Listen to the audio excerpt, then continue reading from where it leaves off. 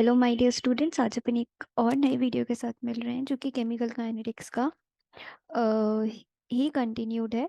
But ये इसमें हम पढ़ेंगे कोलिजन थ्योरी। ओके, तो let's start with it. So see, this is what collision theory. तो अभी तक अपन ने order, molecularity, integrated rate law equations पढ़ चुकी थी। तो कोलिजन थ्योरी में अपन देखते हैं कि कोलिजन थ्योरी है क्या, है ना। तो सी, बेसिकली जो कोलिशन थ्योरी है वो ये बताती है कि कोई भी रिएक्शन कैसे होगी। ठीक है, तो रिएक्शन कब होती है? जब मॉलिक्यूल्स कोलाइड करते हैं। ठीक है, तो रिएक्शन होती है। बट क्या सारे मॉलिक्यूल्स जो कोलाइड कर रहे हैं वो इफेक्टिव होंगे प्रोडक्ट बनाने के लिए? This is the question. ठीक है, तो उसके लिए कंडीशंस हैं। So for an effective collision, कि कोई भी कोलिशन इफेक्टिव होगा वो कब होगा? इफ उनका ओरिएंटेशन सही है। मतलब अगर दो मॉलिक्यूल्स कोलाइड कर रहे हैं तो उनका ओरिएंटेशन कैसा है। ठीक है, फॉर एग्जांपल अगर अभी आप आगे जाके देखोगे कि एक ऑर्गेनिक केमिस्ट्री का आपने एग्जांपल ले लिया, मान लो इथाइल एसीटेट है ना, उसके साथ या एल्कोहल ले लिया, या कोई एल्कीन ले लिया, या एल्केन ले लिया, या हेलो एल्केन ले लिया, तो उसका ओरिएंटेशन सही होना चाहिए तब जाके प्रोडक्ट बनता है। ठीक है, कहीं से भी अटैक हो रहा है, सब फ्रंट से हो रहा है, बैक से हो रहा है, तो वो प्रोडक्ट नहीं बनेगा, है ना। तो इफेक्टिव कोलिजन होगा अगर ओरिएंटेशन सही है। फिर या तो कोलाइडिंग मॉलिक्यूल्स की एनर्जी बराबर होनी चाहिए या ज्यादा होनी चाहिए थ्रेशोल्ड एनर्जी से। तो थ्रेशोल्ड एनर्जी क्या होती है?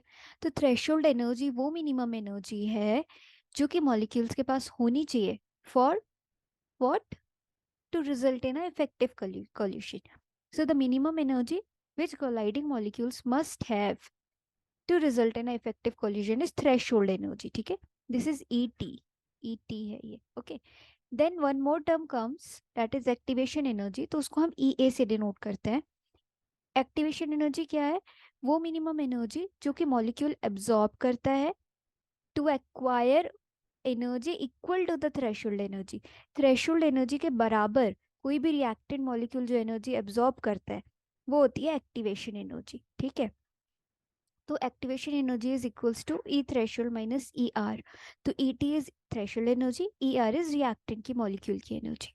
फिर एक और टर्म आता है कोलिजन फ्रीक्वेंसी, जिसको आप जेड से डिनोट करते हो। तो कोलिजन फ्रीक्वेंसी क्या होता है? पर यूनिट वॉल्यूम पर सेकेंड कितने कॉलिजन्स हो रहे हैं। तो नंबर ऑफ कॉलिजन्स पर सेकेंड पर यूनिट वॉल्यूम किसी भी रिएक्शन मिक्सचर में, वो हम कॉलिजन फ्रीक्वेंसी कहते हैं ना। फ्रीक्वेंसी मतलब एक सेकेंड में, जैसे कोई वेव एक सेकेंड में कितने टर्न्स ले रही है, सेम चीज यहाँ है ना। अब यहाँ पर एक रिएक्शन है, मान लो ए बी प्रोडक्ट बना रहे हैं, तो रेट क्या होगा? तो रेट कोलिजन थ्योरी के अकॉर्डिंग जो दिया गया वो दिया गया जेड ए बी। ठीक है, क्या दिया गया? जेड ए बी ई की पावर ए अपॉन आर टी। ठीक है, ये रेट है। अब जो ये है ना, this E minus E A upon R T, this is fraction of molecules.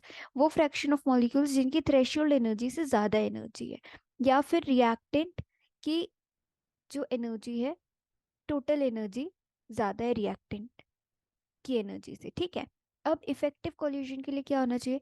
Effective collision के लिए एक नया टर्म यहाँ पर इंट्रोड्यूस हुआ, जेड की जगह। जेड की जगह यहाँ पर क्या आया? पी आया। पी क्या है? ओरिएंटेशन फैक्टर है, या प्रोबेबिलिटी फैक्टर है, या स्टीरिक फैक्टर है। तो ये इम्प्रूवमेंट हुआ, या फिर इसको आप कह सकते हो मॉडिफाइड कोलिजन थ्योरी। ठीक है, जिसमें यहाँ पर ओरिएंटेशन कंसीडर किया गया। क्या हुआ था कोलिजन थ्योरी में? कि बायोमोलिकुलर रिएक्शन के लिए तो थी, लेकिन इसमें हार्ड स्फीयर्स को कंसीडर किया गया। ठीक है, जो कि काइनेटिक थ्योरी ऑफ गैसेस में कंसीडर किया था। सो व्हाट हैपेंड कि ओरिएंटेशन फैक्टर नहीं लिया, ये एक उसका डिसएडवांटेज था। ठीक है, तो ये सारी चीजें डिसएडवांटेज था कोलिजन थ्योरी का, या शॉर्टकमिंग था। तो ये आप इसको बांध सकते हो इफेक्टिव कोलिजन जो पी आया, मॉडिफाइड कोलिजन थ्योरी। अब कोई भी रेट टेम्परेचर पे कैसे डिपेंड करता है? तो रेट हम कहते हैं जैसे ही टेम्परेचर 10 डिग्री राइज होता है तो रेट डबल हो जाता है। तो उसका ये आप ग्राफ देख सकते हो यहाँ पर, ये ग्राफ देखो। तो कम टेम्परेचर पे इतने मॉलिक्यूल्स थे जिनकी एनर्जी थी, ठीक है। अब जैसे टेम्परेचर बढ़ा है, देखो फ्रैक्शन ऑफ मॉलिक्यूल्स जिनकी एनर्जी थ्रेशोल्ड एनर्जी से ज्यादा है वो देखो बढ़ गए, है ना। सो इट इज ऑब्जर्व्ड, क्या देखा गया कि with every 10 degree rise in temperature rate of reaction double हो जाता है। क्यों होता है? क्योंकि फ्रैक्शन ऑफ मॉलिक्यूल्स जिनकी एनर्जी ग्रेटर देन है थ्रेशोल्ड एनर्जी से, वो क्या हो रहा है, वो आपके डबल हो जा रहे हैं। So the number of effective collision increases, है ना। और इसके कारण क्या होता है, रेट बढ़ जाता है। अगर फ्रैक्शन ऑफ मॉलिक्यूल्स जिनकी थ्रेशोल्ड एनर्जी से ज़्यादा एनर्जी है तो वो कोलाइड करेंगे तो इफेक्टिव कॉलिजन होगा। इफेक्टिव कॉलिजन बढ़ेगा तो क्या होगा, रेट ऑफ रिएक्शन बढ़ेगा। ठीक है। So that was very very important and this comes in your board exam. Okay, now one thing is कि कैटलिस्ट अगर दिया हुआ है, क्वेश्चन आता है कि find the activation energy in the presence of catalyst if rate constant is this and rate constant second is this, तो आपको ये फॉर्मूला यूज करना है, log K2 upon K1 1/2.303 RT EA1 minus EA2। अब अरीनियस equation क्या है, तो Arrhenius equation है K equals to E AE and then power में E अपॉन RT। ठीक है। टेम्परेचर अगर दिया होता है कि T1 ये है T2 ये है, तो आपको ये वाला इक्वेशन यूज करना है। सो आपको ये दोनों फॉर्मूलेस केमिकल काइनेटिक्स में याद रखने हैं कि अगर दो एक्टिवेशन एनर्जी दी होती है तो ये करना है, तो टेम्परेचर दिए होते हैं तो आपको ये फॉर्मूला यूज करना है। ओके। और अगर कभी ए दिया हुआ है, ठीक है, और एक्टिवेशन एनर्जी दी हुई है, तो आपको ये फॉर्मूला यूज करना है। ओके। नाउ कैटलिस्ट का क्या इफेक्ट होता है रेट ऑफ रिएक्शन पे, तो कैटलिस्ट आप सबको पता है स्पीड ऑफ रिएक्शन को, रेट ऑफ रिएक्शन को बढ़ा देता है। क्यों? रीजन इज कि ये क्या करता है, रिएक्टेंट के साथ टेम्पररी बॉन्ड बना लेता है। ठीक है, जैसे ये कैटलिस्ट है, ये रिएक्टेंट है, तो ये यहाँ पे टेम्पररी बॉन्ड्स इसने बना ली। ओके। अब क्या हुआ कि इसकी वजह से ये एक इंटरमीडिएट बन गया। ठीक है, ये इंटरमीडिएट बना, इसकी एक्टिवेशन एनर्जी जो थी क्या थी, कम थी, या इसकी एनर्जी बोल लो कम थी। तो क्या हुआ कि कैटलिस्ट ने एनर्जी बैरियर को कम कर दिया। अब एनर्जी बैरियर कम हो गया तो ये क्रॉस इजीली हो सकता है, क्रॉस इजीली हो सकता है, प्रोडक्ट बन जाएगा। This is what happens here. So this is the graph of it. Okay, okay, so see the graph here.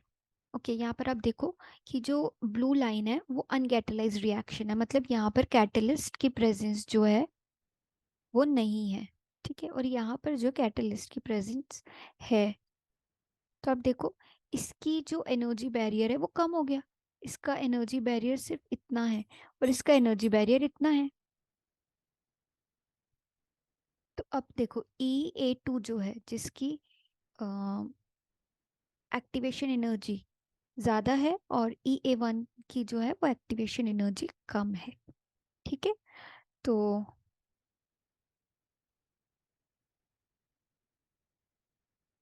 this should be EA1 and this should be EA2। Okay, so ये देखो blue line जो uncatalysed reaction है उसका activation energy ज़्यादा है, इसका कम है। ठीक है, so this is what happening here. Now you will see product कब बनेगा, product will form if bond cleave होगी, और बॉन्ड कब क्लीव होगी, जब EA2 EA2 जो है वो ज़्यादा है और EA1 जो है कम है। ठीक है, so this is all about collision theory and I hope आप लोग को समझ आया होगा, and then we will continue in next lecture. Thank you, keep learning.